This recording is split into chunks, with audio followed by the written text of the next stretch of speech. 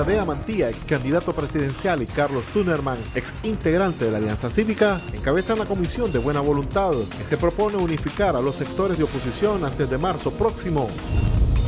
Miembros de organizaciones opositoras valoraron positivamente el llamado de unidad que hiciera la Comisión de Buena Voluntad. Según una encuesta de MIR, a los nicaragüenses les desagrada menos el nuevo presidente de Estados Unidos, Joe Biden. La Policía Nacional da por esclarecido el asesinato de un cubano en una comidería del barrio Altagracia hace varias semanas. Señalan a 2 comerciantes y un abogado de haber planificado el crimen, tipificado como una pasada de cuentas.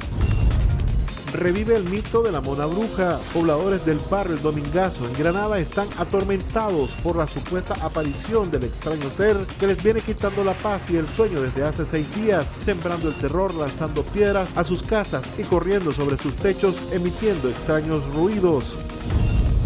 Se ha informado este martes que el fármaco antiviral Plitidepsina, producido por una empresa española y probada en laboratorios experimentales de Francia y Estados Unidos, demostró una disminución del 99% de las cargas virales del coronavirus.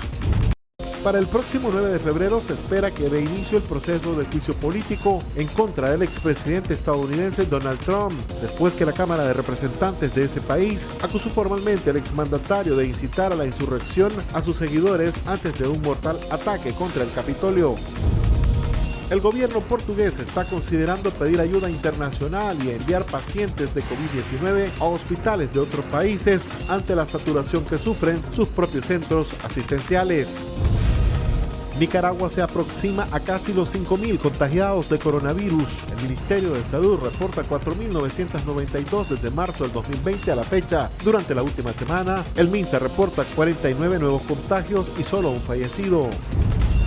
De última hora se supo que el Partido Liberal Constitucionalista, liderado por María Aide Osuna, recupera el control del programa radial que esa organización política mantiene en Radio Corporación. 100.789.837 personas han resultado contagiadas con el coronavirus, 2.164.364 han fallecido y 72.793.448 se han recuperado. 25.829.581 personas aún están enfermas con el COVID-19 en todo el mundo.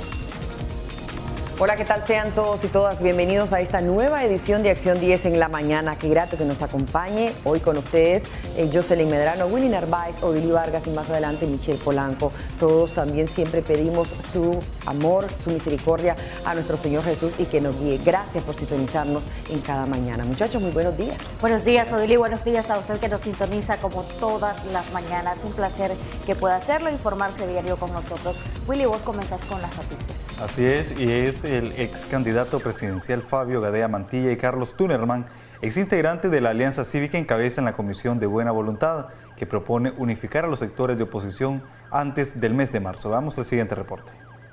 La propuesta hecha por la Comisión de Buena Voluntad es escoger al candidato presidencial entre los postulantes actuales y posteriormente unir a los distintos sectores.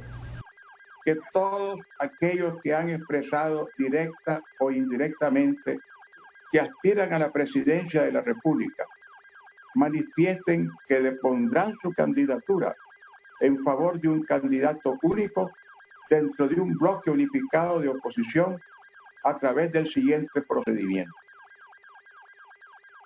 Que se realice a la brevedad posible consulta con actores revelantes institucionales y personales, entre ellos las personas que se han presentado como precandidatos.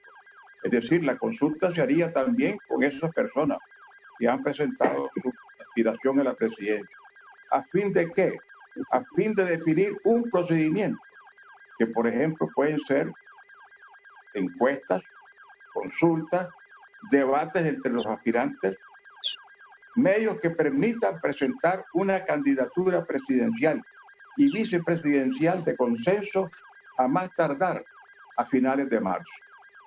Nosotros no tenemos ningún interés que no sea la composición de nuestro país, que se vuelva este país una democracia verdadera, Una democracia en la cual el individuo que se vaya a escoger no sea con el dedo de nadie, número uno. Y ese individuo que se va a escoger, que no lleve tampoco con el dedo a los diputados. El doctor Carlos Tunerman dice que esta comisión es una opción de unidad, la cual puede lograr la liberación de los presos políticos y sacar, mediante procesos democráticos, una candidatura única. Tenemos que evitar a toda costa que se repita el escenario de 2006, que permitió el regreso al poder de Ortega. Y por consiguiente queremos nosotros que debe haber una única oferta electoral. Y para eso es que nosotros proponemos una serie de pasos. Es decir, por supuesto que se tienen que exigir reformas electorales que respondan a los estándares internacionales. Tanto Fabio Gadea como Tunerman insisten en que no tienen intereses de cargos políticos y descartaron ser emisarios o mensajeros de ningún grupo. A nosotros nadie nos ha elegido para formar esta comisión de buena voluntad. Es un ofrecimiento que hacemos de buena fe. Don Fabio Gadea Mantilla, una persona que todo Nicaragua conoce, que fue candidato presidencial, que posiblemente, si no ha habido el fraude que tuvo en el 2011, hubiera sido presidente de Nicaragua. Y mi persona que por años he trabajado también por la democracia en este país, desde hace más de 40 años. Que la política no es un botín de guerra, ni es repartidera del erario. La política es una cosa, una ciencia que hay que respetar por el bien de todos los pueblos y de cada uno de nosotros. Y que es una vergüenza participar en política sabiendo que se va a perder, pero sabiendo que se va a tener una asignación mensual los próximos 5 años. Esta comisión de buena voluntad se ha propuesto lograr la unidad para finales de marzo, previo al plazo que la Organización de Estados Americanos ha sugerido al gobierno de Ortega para que éste garantice un ambiente propicio para las futuras elecciones. Michelle Polanco Alvarado, Acción 10. Miembros de organizaciones opositoras califican como positiva la comisión de buena voluntad encabezada por el ex candidato presidencial Fabio Gadea y por Carlos Tunerman. Michelle Polanco Alvarado nos amplía. La primera organización en reaccionar al llamado de la Comisión de Buena Voluntad fue la Unidad Nacional Azul y Blanco, quien valoró como positivo la iniciativa de este grupo de ciudadanos y expresó su voluntad de unirse a todas las fuerzas opositoras. El llamado que le hacen a las fuerzas de oposición azules y blancos a unirnos en torno a un solo objetivo, la salida de la dictadura de Ortega y Murillo, es un imperativo que desde la unidad abrazamos. Esa es nuestra meta, salir de la dictadura en unidad. Tanto la Unidad Nacional Azul y Blanco como este servidor hemos demostrado con hechos concretos nuestra total disponibilidad, flexibilidad y apertura para lograr un gran acuerdo nacional de unidad. La Coalición Nacional también expresó a través de un comunicado su disposición de participar de una unidad amplia. Esta ha sido la propuesta constante, firme y sin vacilaciones de la Coalición Nacional desde su conformación, se lee en parte del comunicado. Por su parte, uno de los aspirantes a candidato presidencial, Juan Sebastián Chamorro, considera que la unidad de las fuerzas opositoras debe generarse antes de la escogencia del candidato presidencial, como lo ha propuesto la Comisión de Buena Voluntad. Para efectivamente alcanzar la aspiración de postularme a un cargo de elección popular, es imprescindible lograr un objetivo previo más importante, más relevante y más trascendental que cualquier intención que una persona pueda tener, como es la unidad de la mayoría de las fuerzas opositoras a la dictadura, y eso lo sostengo. Mencionaba en esa ocasión, y lo reitero, que dedicaré todo mi esfuerzo por la construcción de una plataforma más amplia, más unitaria e incluyente para hacerle frente a la dictadura. Que continuaré trabajando como lo he venido haciendo por la liberación de los presos políticos, por sus familiares, por la restitución de los derechos y garantías constitucionales y obviamente por las reformas electorales tan necesarias para llevar un proceso competitivo electoral. Y una vez alcanzada esa unidad, y solo después de alcanzada la misma, me postularé al cargo de esa plataforma, pasando previamente, como ya lo he dicho, por un proceso competitivo, participativo y democrático. Los discursos de unidad opositora se escuchan desde el pasado 2019 y en todo el año 2020 no se concretó. Hoy por hoy la oposición se ve más fracturada que nunca frente a unas futuras elecciones que según muchos no ganará ninguna de las facciones opositoras si corren individualmente. Michelle Polanco Alvarado, Acción 10. Y el aspirante a la presidencia por el PLC, Milton Arcia, califica como positiva la reciente expulsión de 5 miembros del Partido Liberal Constitucionalista. José Abraham Sánchez con el reporte. Comprando esas bombas de fumigar para terminar lo último que queda de los zancudos. Entonces,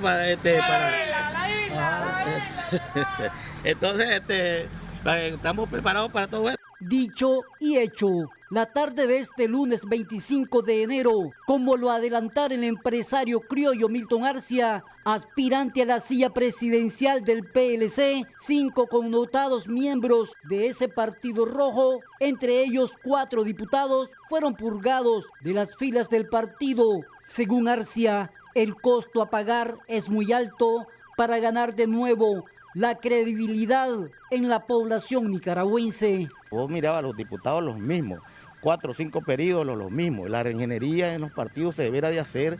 ¿Por qué? Porque tanto si vos no ves los líderes, el liderazgo, tiene que irlo haciendo. El que viene saliendo viene detrás acomodando y en toda parte del mundo se hacen los líderes porque los venís acomodando para que se haga, mientras que el doctor Alemán no hizo eso. Nosotros acordate que aquí el hombre que pedía las bases del partido era que después de él seguía José Rizo, y a quien puso a don Enrique. Entonces ahí se cometen los errores. Es cuestión difícil, sé que yo les dije a usted en mi primera entrevista, vamos a una cuestión difícil, vamos a limpiar la casa, ya la estamos limpiando. Arcia asegura que en sus aspiraciones presidenciales moriría con las botas puestas si fuese posible. Yo entré y puse un punto. Para conseguir la unidad, elecciones primarias. Digamos, ¿qué están argumentando? Que no hay tiempo para las elecciones primarias. Aquí hay tiempo para hacerlo, lo que pasa es que no hay voluntad. No hay voluntad porque quieren el dedo, que el dedo los ponga, el dedo por familia, por apellido, por plata, por dinero. Y esas son las cuestiones difíciles que este país no lo va a entender. Este pueblo necesita verdaderamente que tenga un proceso y que sea puesto un solo candidato, pero por medio de una elección primaria. Y no hay tiempo, entonces hay que buscar el otro sistema, pero yo estoy dispuesto a buscar la unidad y eso es el camino que andamos haciendo.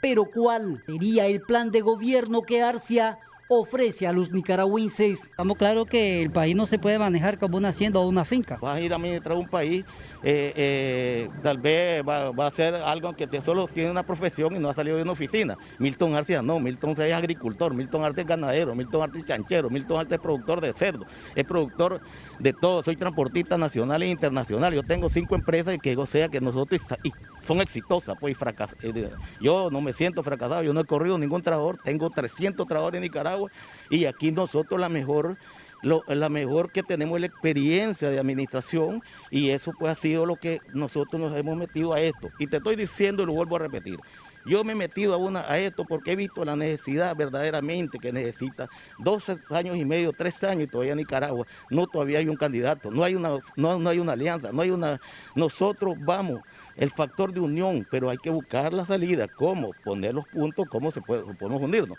Con cámara de Erasmo Hernández, José Abraham Sánchez, Acción 10. Luego de cumplirse un año de la detención de María Esperanza Sánchez del departamento de Matagalpa, Organización Internacional de Derechos Humanos solicita su liberación. Veamos el siguiente reporte.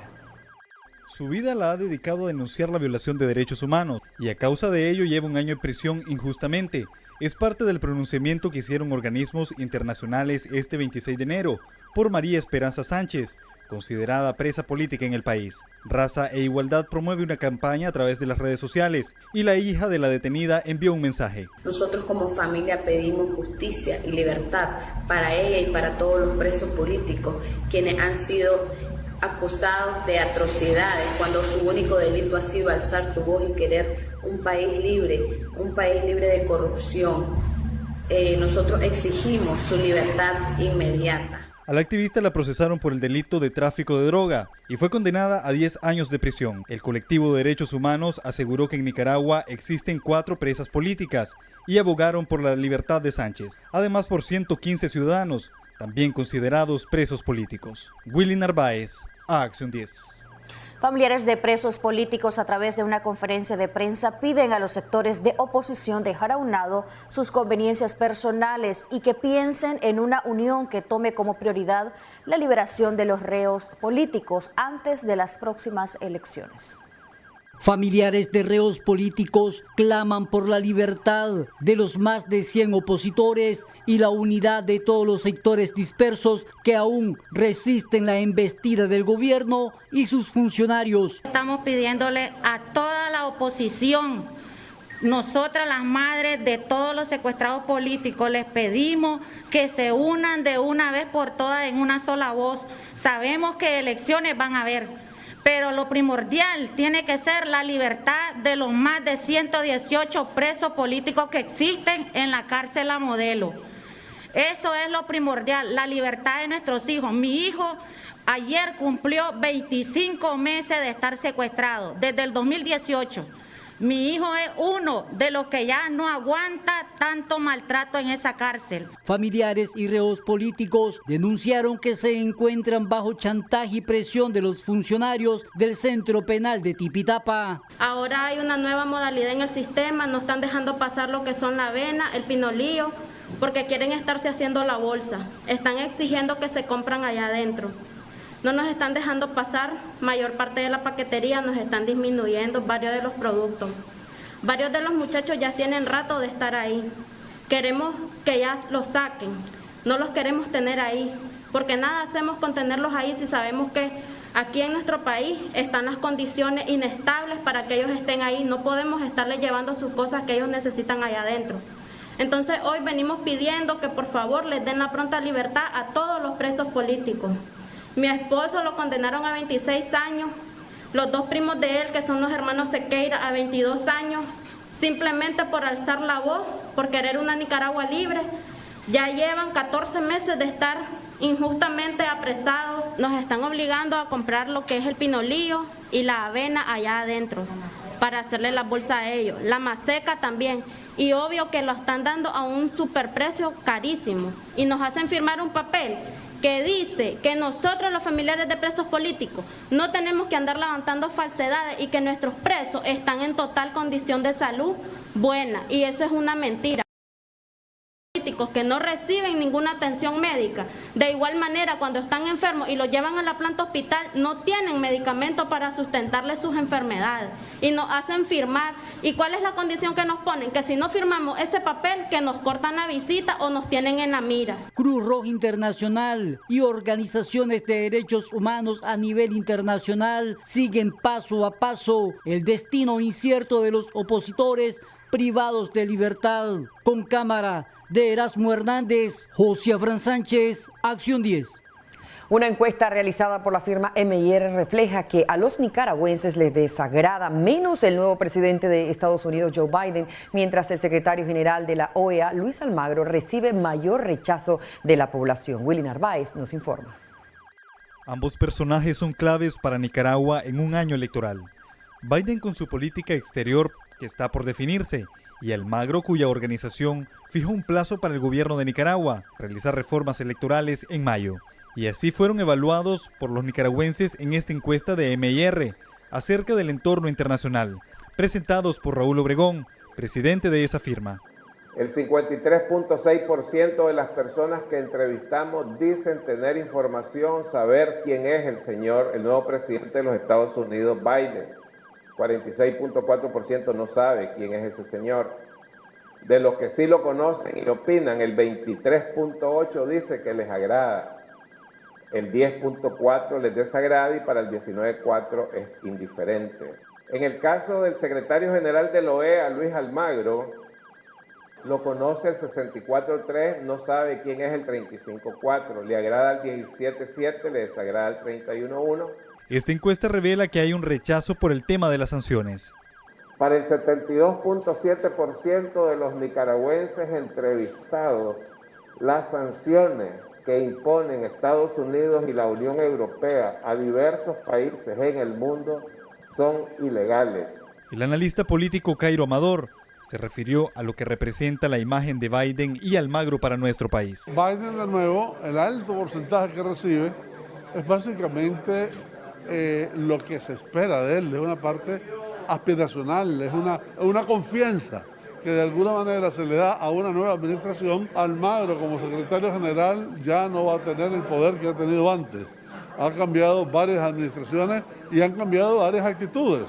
Tenés Bolivia, tenés Argentina, tenés México y ahora mismo tenés Estados Unidos. A juicio de Amador, debe de haber garantes en las elecciones del próximo 7 de noviembre. Yo creo que sí va a haber reforma, pero en caso que no las hubiera, que es muy remoto, si vos mantenés el hecho de la supervisión internacional, ¿verdad?, podría de alguna manera, en muchas maneras, suplir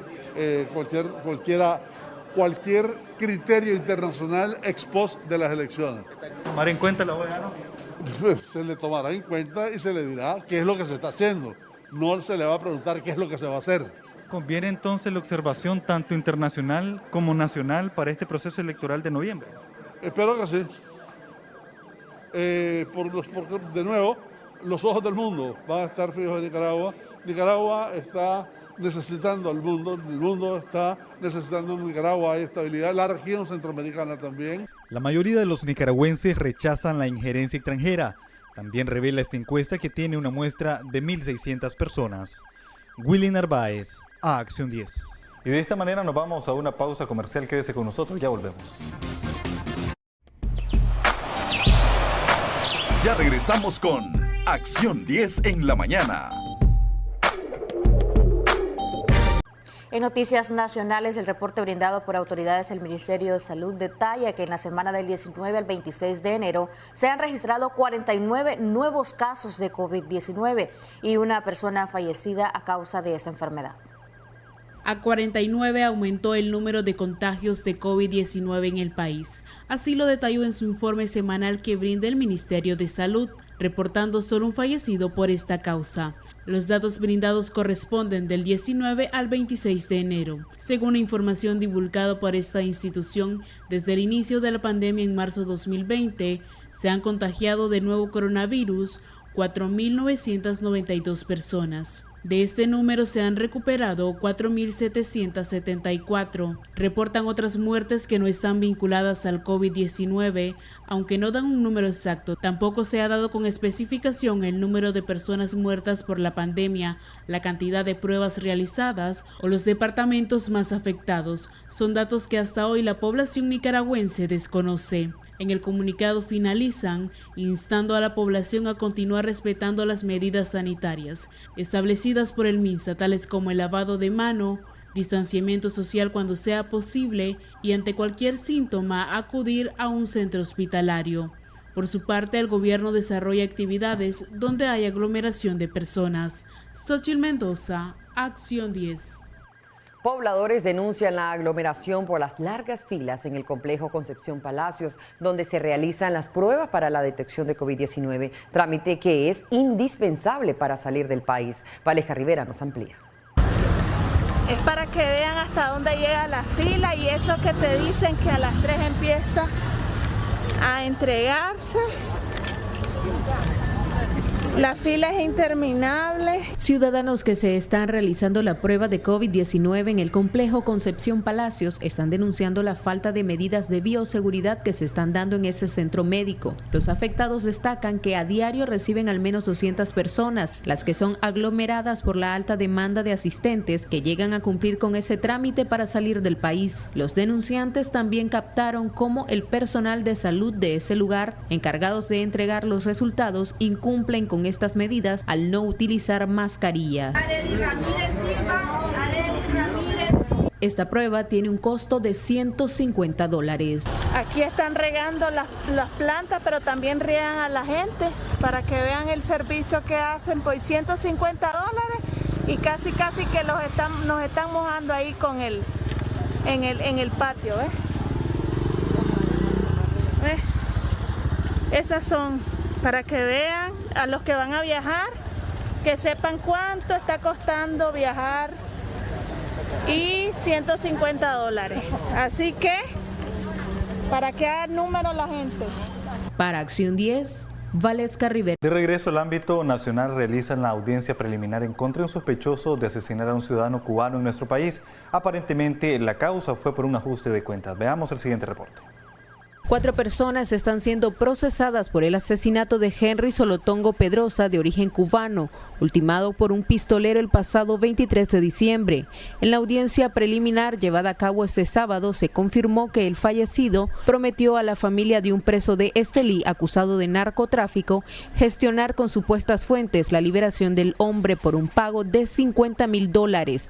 El incumplimiento del trato originó, según la acusación que se realizó en los juzgados de Managua, que los familiares pagaran a 4 sujetos para que le quitaran la vida. Este se citó bajo engaños en esa comidería en la Racachaca. Ahí recibiría una cantidad de $, como adelanto por el supuesto desaduanaje de unos vehículos. Los señalados fueron identificados como Armando Jiménez, supuesto comerciante, Tomás Vargas, comerciante de vehículos, Demián Lacayo, abogado, 2 originarios de Managua y 1 de Estelí, y se giró orden de captura para Yader Cortés, originario de Diriamba. Los 3 capturados están bajo prisión preventiva mientras se realiza la audiencia inicial, programada en el Juzgado Séptimo Distrito Penal de Audiencia de Managua este 8 de febrero. Para Acción 10, Valesca Rivera. Una guerra de rencillas entre 2 familias cobra la primera víctima mortal producto de varios machetazos. El fallecido, de aproximadamente 26 años de edad, fue identificado como Elvin Herrera. Xochitl Mendoza con los detalles. Las rencillas entre 2 familias originarias de la comunidad San Ramón en el sector de Las Quebradas, en el municipio de Huihuilí, en el departamento de Jinotega, han desatado una guerra que ya dejó su primera víctima, quien murió producto de múltiples machetazos ocasionados por varios sujetos. El hombre fallecido fue identificado como Elvis García Herrera, de 26 años de edad.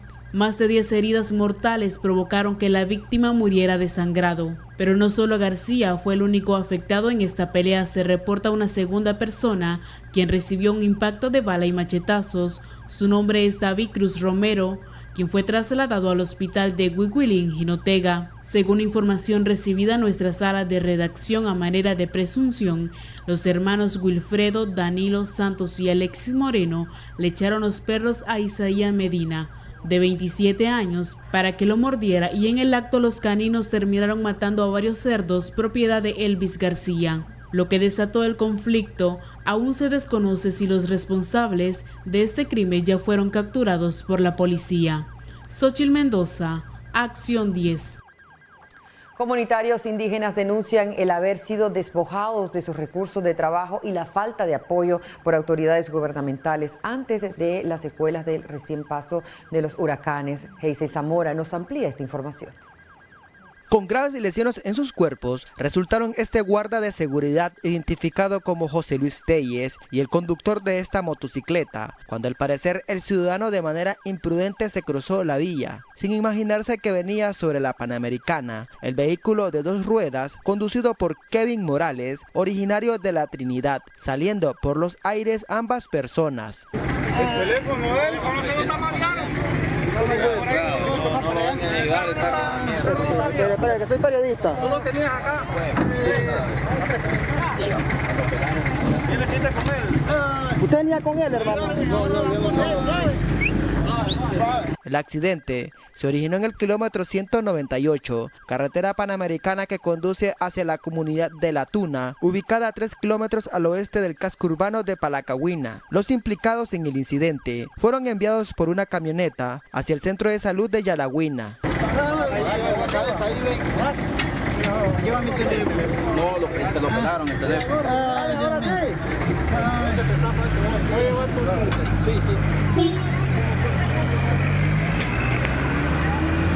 Cabe mencionar que en días anteriores, una persona lamentablemente perdió la vida cerca donde ocurrió este suceso, que dejó a 2 personas gravemente lesionadas. Agentes de tránsito investigan el suceso. Un año tenso y de grandes desafíos ante las malas experiencias con el sistema político del país, califican comunitarios de los pueblos indígenas en Bluefields.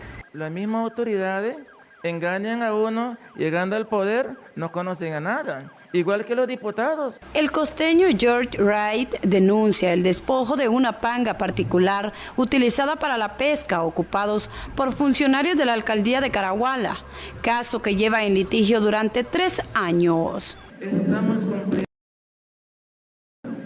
Ya estoy cansado. Todos tenemos necesidad.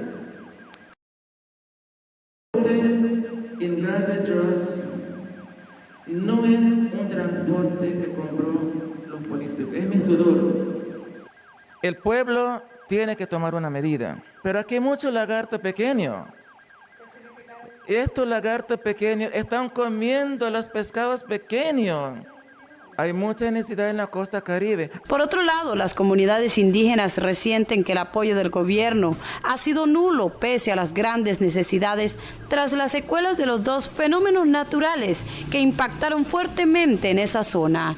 Llegó lámina de zinc, eso sí yo sé. Una vez para toda la comunidad, sino que solo los partidos de FSLN, ellos lograron, pero los demás pueblos no logró nada. Este huracán que pasó, vayamos a la comunidad de Company Creek, Esperanza, la gente perdieron sus plantaciones, todo, pero ni siquiera está en la mapa. Hay gobierno regional, hay presidente, delegado de la presidencia acá, pero ¿dónde están la prestación de ayuda de esa gente en dichas comunidades? Desde Bluefields, este es un reporte de Hazel Zamora para Acción 10. Previo al ingreso a clases en las universidades privadas, autoridades internas han informado que se están tomando todas las medidas de seguridad para evitar la propagación del COVID-19, entre ellas la modalidad de clases virtuales durante el primer semestre. Universidades públicas y privadas están por reaperturar sus clases. Algunas han determinado como medida de seguridad ante el aparente incremento de contagios por COVID-19 continuar con la modalidad virtual. Este es el caso de la Universidad Americana. La modalidad es principalmente virtual, justamente dado el contexto que estamos viviendo. Sin embargo, en algunas facultades hay algunas que requieren o tienen un componente un poco más práctico que otras. Y en esos escenarios los estudiantes están viniendo o van a venir también al campus. Por ejemplo, caso de odontología, medicina, van a estar viniendo a la universidad y se aplica así siempre el protocolo para protección de ellos, los estudiantes y los pacientes, por ejemplo, en el caso también de odontología. Y también las instalaciones lo permiten, por ejemplo, en el caso de odontología, el edificio tiene toda la infraestructura necesaria para poder mitigar lo que es la propagación también del virus, del COVID y de otros también que puedan haber. Sus directivos aseguran estar fortaleciendo sus herramientas para iniciar un nuevo ciclo. Y ya el periodo de matrículas, estamos ahorita justamente en ese proceso. Nuestras clases inician el 8 de febrero y ahorita tenemos estudiantes en el campus que andan ya haciendo su curso de inducción. Durante el curso de inducción lo que hacemos es presentarles a los estudiantes la universidad, las distintas áreas, que conozcan a su facultad también, en la que pronto van a ingresar. Esta alma mater oferta al menos 20 carreras, entre ellas diseño y comunicación visual, marketing y publicidad, comunicación y relaciones públicas. La Facultad de Marketing, Diseño y Ciencia de Comunicación es una facultad nueva y fue creada aquí en la universidad para dar una respuesta positiva a las necesidades que había en el mercado laboral. Es una facultad que está especializada en marketing y publicidad. Esta es una carrera de que estamos constantemente haciendo renovaciones en su contenido programático y eso es un elemento diferenciador que tenemos nosotros como universidad. El inglés es otro elemento diferenciador que tienen los jóvenes. Aquí se gradúan, ya salen listos con su TOEFL y ellos llaman preparados, ¿verdad? Para ellos desarrollarse más eficientemente en sus puestos laborales. Las universidades estatales aún no informan si las clases serán presenciales, como ocurre en centros de educación primaria y secundaria. Con imágenes de Lenín Castillo para Acción 10, Valesca Rivera Hernández. Comerciantes de útiles escolares en Juigalpa esperan que las ventas de estos productos alcancen el movimiento de años anteriores en lo que resta de la semana. La ampliación con Marvin Miranda. A escasos días que inicie el año escolar 2021, el comercio local desde la primera semana de enero ya oferta uniformes, mochilas y zapatos. Los precios son similares a los del año pasado. Un uniforme escolar ya con su mochila, su pantalón, su camisa, su camiseta, ya le sale por 700 pesos. Si la talla es pequeña, viene de 160 a 180. Ya si pasa a ser juvenil, las tenemos a 220, 200, depende del estilo de la falda. Aunque las ventas no son las mejores, esperan los comerciantes que antes del fin de semana se alcance el movimiento de todos los años. Bueno no ha estado, pero ha estado comprando la gente sus cositas. Ya, preparándose para las clases. Pues gracias a Dios ha habido bastante movimiento, tal vez por los precios que le estamos ofreciendo a la gente y la calidad del producto también, porque son cosas pues por la bonding. La estamos dando en 120, que es un precio que la gente dice que el año pasado la estaban comprando en 200 pesos. Las mochilas están accesibles y los dueños de negocios mantienen la mirada puesta en Dios para que las ventas mejoren. Ahorita nosotros tenemos en promoción lo que es la Delta. La mediana la tenemos a $3.50 y la grande a $3.80, $3.90. Depende del estilo de la Delta. Tenemos mochilas desde $2.30, $300, $350, $370 y $3.80 la más cara. De acuerdo a las autoridades del Ministerio de Educación, el año escolar 2021 iniciará el lunes 1 de febrero. Les informó Marvin Antonio Miranda y Bonilla. En noticias sociales, una niña de 10 años de edad necesita con urgencia se le realice una tomografía capaz de determinar con exactitud lo que ocasiona el problema en uno de sus oídos. Marjorie Vargas nos presenta el siguiente reporte. Desde Matagalpa viajó Rosa Belén Salinas Valdivia, de 10 años, junto a su madre Victoria del Carmen Valdivia, con la esperanza de encontrar respuesta a su solicitud para poder realizarse una tomografía a su hija y así poder saber a ciencia cierta qué le está provocando un problema en su oído derecho. Yo les pido al Canal 10 y a la gente que miran que me ayuden y me apoyen de esta forma con mi niña que va a entrar a la clase. Alguien que mire esto y algún doctor. Mire, pues que me apoyen en esa forma a ver a mi niña, el caso de mi niña. Sus recursos económicos son limitados, sin importar las horas de viaje y del cansancio. Esta desesperada madre no pierde la esperanza de que su llamado sea escuchado por usted, amigo televidente. Ella vive en el departamento de Matagalpa, del Hotel Guagualí, 100 varas al sur. O bien pueden comunicarse al celular 8235-7764 o al 8423-8569. Con imágenes de Lenín Castillo para Acción 10, Marjorie Vargas. Continuamos con Acción 10 en la mañana.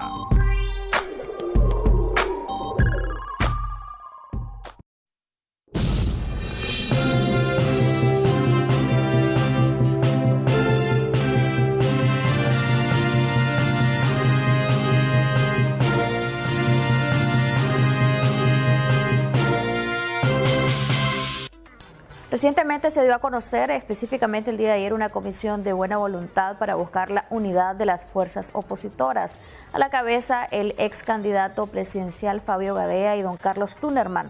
Esto ha sido bien recibido por algunos sectores de oposición, pero otros que ven con desesperanza la unión de las fuerzas opositoras aún no creen que haya o que exista, que pueda existir ese milagro de unión de esas fuerzas opositoras de cara a las elecciones y demandan las propuestas idóneas para poder responder a las necesidades de la ciudadanía incluso antes del proceso electoral. Hoy vamos, Michelle, a abordar el tema con un experto que ya está con nosotros, que tiene experiencia diplomática y también una vasta experiencia política. Así es, Jocelyn Medrano. Estamos hablando de Víctor Hugo Tinoco, quien es miembro del Movimiento Renovador Sandinista, que recientemente también ha hecho cambios en su nombre, ahora se llaman UNAMOS. También agregar que en la tarde de ayer la Alianza Cívica y Ciudadanos por la Libertad anunciaron esta nueva plataforma opositora que ellos han puesto a disposición del resto de opositores bajo el nombre de Alianza Ciudadana. Bienvenido, don Víctor, gracias por estar aquí con nosotros y de atender a nuestra llamada para hablar acerca de estos esfuerzos de organización y unión de la oposición. Muy buenos días, Michelle y Jocelyn. Un saludo a toda la audiencia y un saludo también inicial a todos los que a los familiares básicamente de los presos políticos, que son la gente que más sufre en este momento, además de nuestros presos políticos. Decirles que están en el corazón de todos nosotros y en el corazón de todo este esfuerzo de encontrar una salida para nuestro querido país, Nicaragua. ¿Qué opina de las iniciativas tanto de don Fabio Gadea y don Carlos Tunerman y esta nueva alianza opositora que ha anunciado la Alianza Cívica y Ciudadanos por la Libertad? A propósito de que usted mencionaba incluso lo de los presos políticos, el Comité de Presos Políticos ha dado a conocer que esperan que las fuerzas opositoras renuncien a lo que han llamado ellos, digamos, sus intereses, sus conveniencias, para tomar conciencia realmente de las demandas que tiene la ciudadanía, entre ellas la liberación de los presos políticos. Sí, mira, Jocelyn, yo creo que existe una convicción cada vez más extendida en toda la población e inclusive en los sectores políticos organizados de que este momento es momento para hacer unidad, que la unidad es condición indispensable, ¿verdad?, para poder sacar a los Ortega Murillo del poder, ¿verdad?, para poder derrotarlos electoralmente. Eso es un hecho objetivo, que todo el mundo lo acepta. Todo el mundo acepta que si vos vas dividido en dos grupos grandes, que podría ser la alternativa a no estar unido, si vos vas dividido en dos grupos posiblemente grandes, ¿verdad?, lo que vas a hacer es hacer feliz a Daniel Ortega y hacer infeliz al pueblo nicaragüense y al pueblo sufriente que busca una salida y que busca cómo resolver este problema. Entonces, esta iniciativa, primero de la Comisión de Buena Voluntad, ¿verdad?, conformada por dos personas de mucho prestigio, ¿verdad?, yo diría legendarias, cada quien en su campo, ¿no? Legendaria don Fabio Gadea en su campo radial, en su campo de lucha política por la democracia de este país, y Carlos Tunerman, legendario también por su vida académica, por su aporte a decenas de generaciones, casi diría yo, o a generaciones y generaciones de nicaragüenses que se han formado en este país, y por la vida política de Carlos también. Son dos grandes personalidades que han dicho: ofrecemos de buena voluntad nuestros esfuerzos para ver cómo terminamos de cuajar, ¿verdad?, esta unidad. De tal manera que yo saludo de manera efusiva esta iniciativa.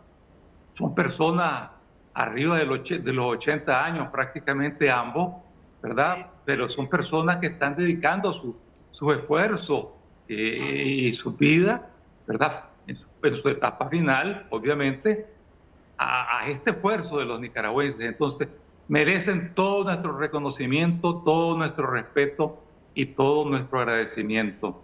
Y les decimos, yo estoy seguro que del campo en que yo estoy ubicado políticamente, que es el campo de la Coalición Nacional, les damos la más efusiva bienvenida, ¿verdad? Después salieron unas declaraciones de Juan Sebastián Chamorro diciendo que él estaba de acuerdo en que se buscaran mecanismos democráticos de selección de candidatos, y me parece que eso es lo esencial.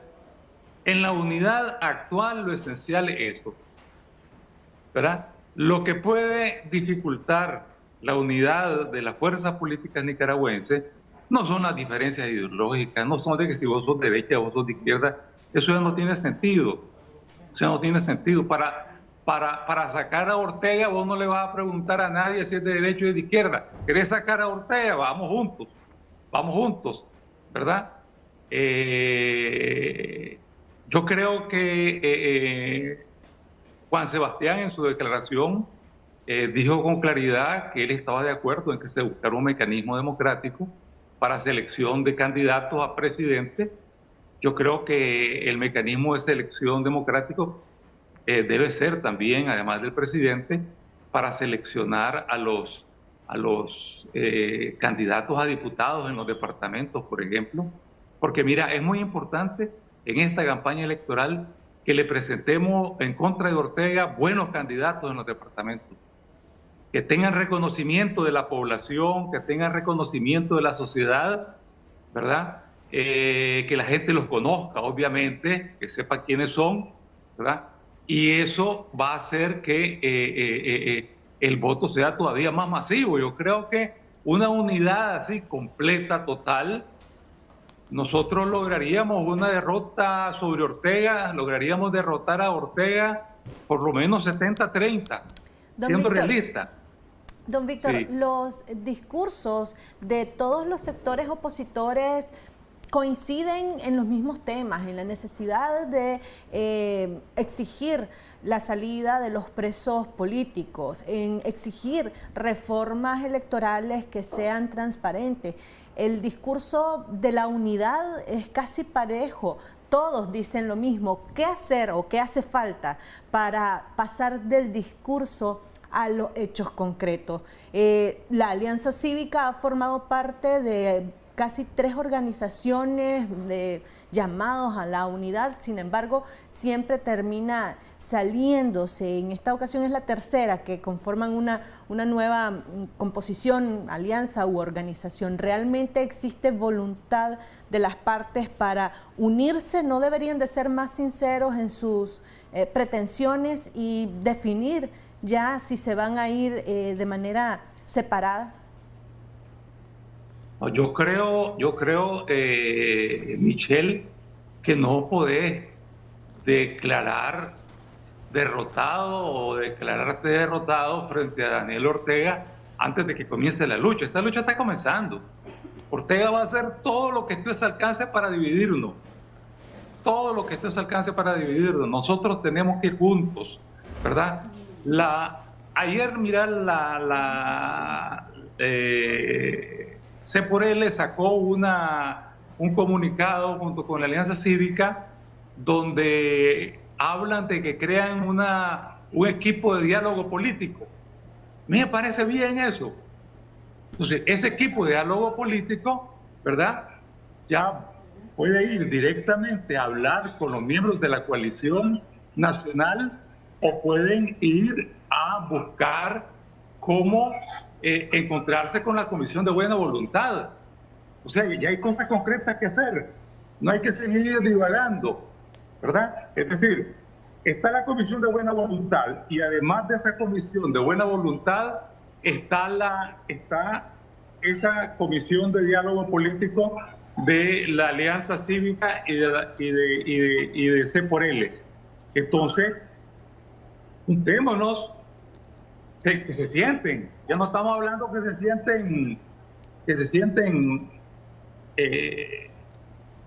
cientos de personas, decenas de personas, no. Ahí está la Comisión de Buena Voluntad, que si quieren, para tener más tranquilidad, invitar a alguien de la iglesia, un obispo, a lo mejor la iglesia acepta jugar un papel, sí, ¿verdad? Pero me parece que así como puede ser útil, puede ser que no sea tan necesario si hay buena voluntad. Pero de todas maneras es hora de ir, como vos decís, Michelle, a los hechos concretos. Están esas dos comisiones. No debería de pasar esta semana sin que esa comisión de diálogo político que creó la Alianza Cívica y C por L se sienten y digan qué es lo que han hecho en esta semana en términos de buscar el diálogo.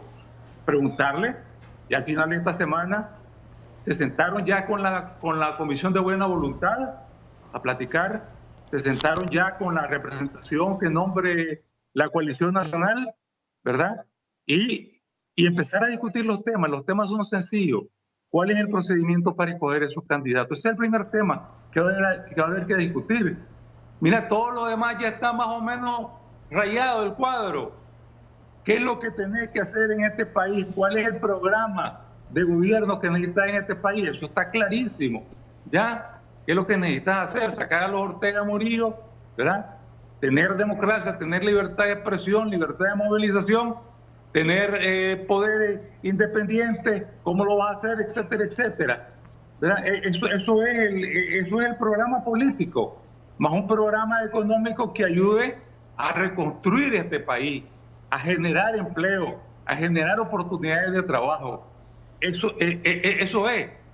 Y después el tema de la candidatura. Yo creo que aquí lo que hay que evitar, y sería realmente lamentable que alguno de los grupos políticos quiera priorizar sus intereses de grupo por encima de los intereses de patria. La patria te exige, ¿verdad?, que no estés pensando que el diputado de tal lado tiene que ser mío, que yo voy a repartir esto así o esto así. No, hombre, mira qué candidatos hay y hagamos los mecanismos que hay que hacer para ver quién es el que tiene más respaldo de la población, ya sea por la vía de encuesta. Se puede hacer perfectamente, ya se ha hecho en otras ocasiones y existen los recursos para hacer esas encuestas. Ni siquiera hay que ir a buscarlos demasiado, ¿verdad? Entonces, es un asunto efectivamente de concretar la buena voluntad. Ya todo el mundo ha expresado la buena voluntad. Víctor Hugo, quisiera preguntarle algo en aras de esa unidad, de esta comisión y el anuncio de la Alianza Cívica y Ciudadanos por la Libertad. ¿Ustedes como coalición nacional han recibido alguna comunicación directa o han hecho ustedes alguna comunicación directa con ambos sectores para poder trabajar en el tema de la unidad? Porque prácticamente, por ejemplo, aquí se ha mencionado lo de los candidatos o precandidatos, lo de las primarias para poder elegir a los candidatos y que no sean de dedazo, pero lo cierto es que los tiempos se agotan y prácticamente estamos al filo, o están ustedes como oposición al filo de la navaja. ¿Han avanzado en ese tema? ¿Hay noticias nuevas para la ciudadanía que se identifica con la oposición? Mira, yo lo que te puedo decir, yo no soy un dirigente institucional formal de la coalición nacional. Yo lo que sé es que la coalición nacional ha estado en comunicación inicial, por ejemplo, con las personas que han manifestado su voluntad de ser candidato, lo cual, por cierto, es extraordinariamente positivo. En este momento, frente a esta dictadura, hayan 5, 6, 7 personas que dicen que quieren ser candidatos a la presidencia y que están dispuestos a luchar y que en general vos ves que tienen una trayectoria buena, eso es extraordinario, porque esa gente lo que está diciendo es: yo estoy dispuesto a luchar, yo estoy dispuesto a empujar. ¿Me explico? Entonces, eso es positivo. Entonces, entiendo yo que dirigentes de la coalición, ¿verdad?, han estado hablando con diferentes precandidatos, llamémoslo así, de esta manera, que han manifestado directa o indirectamente su voluntad de ser candidato a la presidencia, para empezar ya a discutir este tema, para intercambiar opiniones, etcétera. Inclusive creo que se ha iniciado con algunos de los candidatos, se ha iniciado un proceso donde la coalición va a hacer una presentación de cómo la coalición mira el tema de los procedimientos democráticos de selección de candidatos, ¿verdad? Para que los candidatos vayan conociendo eso, porque obviamente los candidatos van a ser muy importantes una vez que se define el candidato, sobre todo a la presidencia y la vicepresidencia, que yo estoy de acuerdo con la Comisión de Buena Voluntad de que eso debería estar definido en marzo, ¿verdad? Ya, para poder hacer toda la otra lucha después de marzo hasta mayo, que es la otra fecha límite que tenemos. Entonces, en este sentido, entiendo hasta donde yo sé, ¿verdad?, que todavía no ha habido una comunicación formal con el equipo negociador de la Alianza Cívica y C por L, porque hasta ayer lo formaron, hasta ayer lo anunciaron. Entonces yo creo que ahora ya se podrá iniciar, ese es un buen paso, ya se podría iniciar esa discusión sobre el tema de los mecanismos democráticos. La gente se pregunta, ¿cuáles son los mecanismos democráticos? Es simplemente que no sea de dedazo, que no sea, como decía ayer don Fabio Gadea, porque un grandote dice, tiene que ser no, que sea, ¿verdad?, un procedimiento donde, por ejemplo, haces encuestas, como te digo, que te van a decir quién es conocido, quién tiene respaldo, quién más, quién menos, etcétera. Podés hacer una cosa que se llama focus groups. Focus groups son especies de encuestas en grupos específicos que tienen características comunes. Por ejemplo, hacer un focus group de estudiantes, un focus group en sectores de comerciantes de los mercados, otro focus group con campesinos, etcétera, ¿no? Entonces, ese tipo de cosas. Y además el diálogo bilateral, los encuentros, ver si tiene que haber algún otro tipo de criterio aparte de esto que yo he mencionado. Pero eso es sencillamente. Yo creo que sería inaceptable y sería realmente olvidarse de la patria, olvidarse de los presos políticos, olvidarse del sufrimiento de la gente, estar poniendo adelante que yo quiero tener tantos diputados. No, hombre, eso ya no puede ser así. No vamos a salir así nunca de la dictadura. Tiene que ser, ¿verdad?, un acuerdo sobre ese tipo de mecanismos. Y salen los que salgan con mayor respaldo. Y como decía la comisión ayer, de buena voluntad, lo que van a hacer es poner después a consideración de todos los resultados que ellos vayan teniendo. A mí me parece, Jocelyn, que se va avanzando bien, que no es fácil, no hay tradición de unidad en este país entre los sectores, ¿verdad? Porque no hay tradición de unidad, por eso se nos han montado tanto las dictaduras en este país, ¿verdad? Y creo que es momento que entendamos que Nicaragua va a entrar ya a una nueva etapa. Nicaragua está entrando a una nueva etapa, ¿verdad? Don Víctor Hugo, en donde... Sí, perdón. Ayer don Juan Sebastián Chamorro explicaba en sus declaraciones en reacción a la invitación que hiciera esta comisión de buena voluntad que él considera que lo primero que se debe de hacer en caras de la unidad de los opositores es precisamente eso, unir primero a los sectores y después hacer la escogencia del candidato y a la presidencia y a la vicepresidencia. No así la propuesta que está haciendo la Comisión de Buena Voluntad. La Comisión de Buena Voluntad pretende realizar la unidad de los sectores, luego posteriormente de escoger a las candidaturas. Y creo que en esto es donde van a encontrar la mayor resistencia por parte de este nuevo grupo que ha formado Ciudadanos por la Libertad y la Alianza Cívica. Realmente, ¿qué es lo que se debe de poner primero? Si estas dos maneras o estas dos situaciones se deben hacer paralelamente, porque ¿qué va a ser primero? ¿La unidad de los opositores o la escogencia de un candidato para después armar todo lo que sería la alianza, la unidad o la coalición? Mira, Michelle, es que aquí se parte de que si vos te sentás a dialogar es porque querés unirte, ¿verdad? Entonces, a la pregunta de cómo hacer para construir esa alianza, ¿por dónde comenzar? ¿Verdad? Entonces se dice, primero tenemos que ponernos de acuerdo todos los que vamos a ir unidos, pero todos los que van a ir unidos te van a preguntar, ¿y cómo vamos a seleccionar a los candidatos? No sé, que vamos todos unidos, todo el mundo lo está diciendo. La coalición nacional está diciendo, quiero ir unido. Por él le ha dicho, queremos hacer una alianza electoral amplia, ¿verdad? Entonces el problema es, ¿cuál es? Y hay que sentarse ahí, ¿verdad? En ese planteamiento que hizo Juan Sebastián hay que sentarse, ¿verdad? Y plantearle, por ejemplo, correcto, vamos a hacer la alianza para aliarme con vos, para que nos aliemos, ¿verdad? Todos tenemos la voluntad, pero ¿cómo se van a escoger los candidatos? Los va a escoger todos los candidatos un solo sector y le va a otorgar al otro sector lo que se le ocurra o lo que quiera. ¿O dejamos que el pueblo nicaragüense decida quiénes son los candidatos? ¿O buscamos otro procedimiento?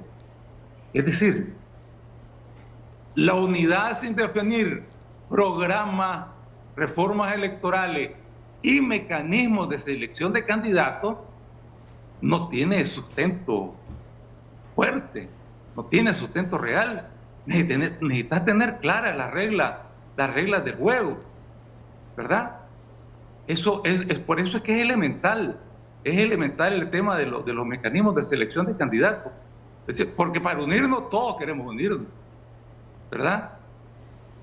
Víctor Hugo, pero en el tema de la unidad y de que todos desean unirse, ha quedado en eso, en el deseo y por parte de algunos en un discurso. ¿Qué va a hacer la diferencia esta vez para lograr esa unión y definir, a pesar de lo corto del tiempo, esos mecanismos de selección de los candidatos? Y lo pregunto también por lo que dijo en algún momento doña Kitty Monterrey, que se refería al peso que va a tener cada organización, porque ella decía que, por ejemplo, en el caso de la coalición nacional, en el caso de la Unidad Nacional Azul y Blanco específicamente, no podrían tener un gran peso porque realmente, según ella, no aglutina a gran sector poblacional, que son organizaciones de minorías. ¿Cómo usted considera estas declaraciones que daba ella y cómo usted ve la posibilidad de esa verdadera unión que no ha sido posible en todo este tiempo? ¿Qué es lo que va a marcar la diferencia esta vez? Sí, mira, es obvio que ha venido pesando todavía en un sector político la vieja tradición política, ¿no? Yo soy aquí el que decido, yo soy aquí el que mando y yo reparto. Es una forma de dazo indirecto o directo a veces. Pero eso ya no funciona. Aquí ya hubo una revolución cívica. Aquí estamos hablando de la sangre de 350 muertos, más cientos de heridos y de muertos en las zonas rurales. Esto es una tragedia de lo que le ha sucedido al pueblo nicaragüense. Entonces aquí el pueblo nicaragüense va a exigir, ¿verdad?, que la unidad no sea del estilo antiguo, ¿verdad? Yo domino, yo controlo, etcétera, etcétera, ¿verdad? No es yo domino, yo controlo, no es asunto de control, es asunto de coordinarme, es asunto de entenderme, es asunto de dialogar, de ponerme de acuerdo en cosas concretas, el programa de gobierno, las reformas electorales, ya todo eso está arreglado prácticamente. Entonces, ¿qué es lo que queda por arreglar todavía? Pendientes son los mecanismos de selección de candidatos. ¿Cómo los vas a seleccionar? Eso es, ¿verdad? Entonces, yo creo que hay que dar el salto de la vieja tradición de que yo quiero controlar a la nueva Nicaragua. Va a ser la base de la nueva Nicaragua, de que yo me entiendo con el otro, me pongo de acuerdo con el otro, ¿verdad? Y eso no significa que uno no pueda tener al final más candidatos que otro, eso uno lo niega, pero lo tenés que acordar, te tenés que sentar y tenés que definir esos mecanismos, y lo más importante, tenés que asegurarte de que jalés gente. No puedes poner a alguien de candidato solo porque es de tu partido. Tenés que poner de candidato en un departamento, por ejemplo, a alguien que jale gente. Que la gente vaya a votar no solo por el candidato a la presidencia, sino también porque me gusta el candidato a diputado, porque el Parlamento después va a ser determinante. Entonces hay que por eso ir ya superando eso. Yo creo que se va superando.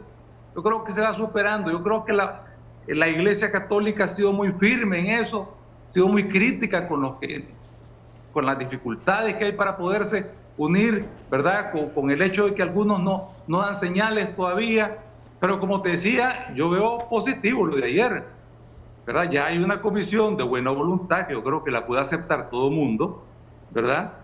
De dos personas muy prestigiosas y muy respetadas, ¿verdad? Que pueden empezar ya a establecer los puentes, a establecer los mecanismos e ir avanzando. ¿Será que esta comisión de voluntad política y entender que la vieja forma de hacer política y la vieja forma de hacer las alianzas no puede funcionar? La alianza de la oposición no puede ser como la alianza de Ortega. Ortega va a ir en una alianza con 9 partidos zancudos, ¿verdad? Pero ahí todo lo decide Ortega y su grupo. Pero eso no puede ser la oposición. Eso no nos llevaría a ningún lado, ¿verdad? Entonces, eso es lo que hay que entender, que eso es lo que hay que cambiar. ¿verdad? Y que cuáles son los pesos, la pregunta de los pesos, ¿cuáles son los pesos que tiene cada uno? El peso político, bueno, busquemos forma de medirlo. El peso político puede ser la encuesta, ¿verdad? Puede ser la encuesta. Después la discusión de cuál va a ser la casilla, va a ser la de C por L o va a ser la del PRD, bueno, nos ponemos de acuerdo y vamos en una sola. Yo estoy seguro que la otra casilla va a acertar. Entonces, no está difícil realmente, el camino está claro.